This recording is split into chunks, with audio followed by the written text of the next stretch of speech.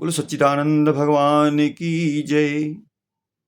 श्री वृंदावन बिहारी लाल की जय।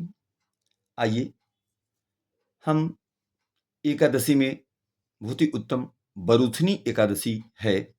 आइए हम बरूथनी एकादशी के महात्म्य के बारे में जानते हैं। बरूथनी एकादशी वैशाख मास के कृष्ण पक्ष में आती है और इसके व्रत का बहुत ही बड़ा महात्म्य है। इसके व्रत का बहुत बड़ा लाभ है। आइए इसकी महिमा जानते हैं। युधिष्ठिर ने पूछा, वासुदेव आपको नमस्कार है। वैशाख मास के कृष्ण पक्ष में किस नाम की एकादशी होती है, उसकी महिमा बताइए। भगवान श्री कृष्ण बोले, राजन, वैशाख कृष्ण पक्ष की एकादशी बरूथनी के नाम से प्रसिद्ध है। इसको बरूथनी एकादशी के नाम से जाना जाता है। यह इस लोक और परलोक में भी सौभाग्य प्रदान करने वाली है। बरूथनी के व्रत से ही सदा सौख्य का लाभ और पाप की हानि होती है। यह समस्त लोगों को भोग और मोक्ष प्रदान करने वाली है। बरूथनी के ही व्रत से मांधाता तथा धुंधुमार आदि अन्य अनेक राजा स्वर्गलोक को प्राप्त हुए हैं। जो 10,000 वर्षों तक तपस्या करता है, उसके समान ही फल बरूथनी के व्रत से भी मनुष्य प्राप्त कर लेता है। नृपश्रेष्ठ, घोड़े के दान से हाथी का दान श्रेष्ठ है। भूमिदान उससे भी बड़ा है। भूमिदान से भी अधिक महत्व तिल दान का है। तिल दान से बढ़कर स्वर्णदान और स्वर्णदान से बढ़कर अन्नदान है, क्योंकि देवता, पितर तथा मनुष्यों को अन्न से ही तृप्ति होती है। विद्वान पुरुषों ने कन्यादान को भी अन्नदान के समान बताया है। कन्यादान के तुल्य ही धेनु का दान है। यह साक्षात भगवान का कथन है। ऊपर बताए हुए सब दानों से बड़ा विद्यादान है। मनुष्य बरूथनी एकादशी का व्रत करके विद्यादान का भी फल प्राप्त कर लेता है। जो लोग पाप से मोहित होकर कन्या के धन से जीविका चलाते हैं, वे पुण्य का क्षय होने पर यातना नरक में जाते हैं।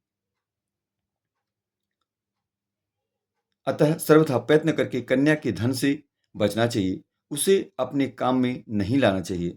जो अपनी शक्ति के अनुसार आभूषणों से विभूषित करके पवित्र भाव से कन्या का दान करता है, उसके पुण्य की संख्या बताने में चित्रगुप्त भी असमर्थ हैं।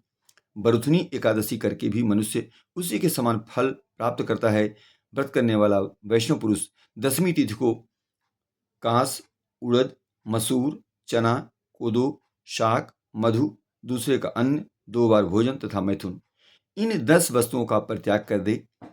और एकादशी के दिन जुआ खेलना, नींद लेना, पान खाना, दातून करना, दूसरे की निंदा करना, चुगली खाना, चोरी, हिंसा, मैथुन, क्रोध तथा असत्य भाषण, इन 11 वस्तुओं का त्याग दे।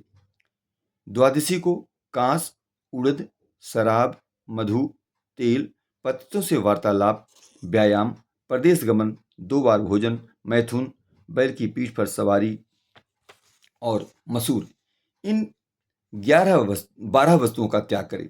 राजन, इस विधि से बरूथनी एकादशी की जाती है। रात को जागरण करके जो भगवान मधुसूदन का पूजन करते हैं, वे सब पापों से मुक्त हो परम गति को प्राप्त होते हैं। अतः पाप भीरु मनुष्यों को पूर्ण प्रयत्न करके इस एकादशी व्रत को करना चाहिए। यमराज से डरने वाला मनुष्य अवश्य बरूथनी का व्रत करे। राजन, इसके पढ़ने और सुनने से सहस्त्र गोदान का फल मिलता है और मनुष्य सब पापों से मुक्त होकर विष्णुलोक में प्रतिष्ठित होता है। वो श्री लक्ष्मीनारायण भगवान की जय।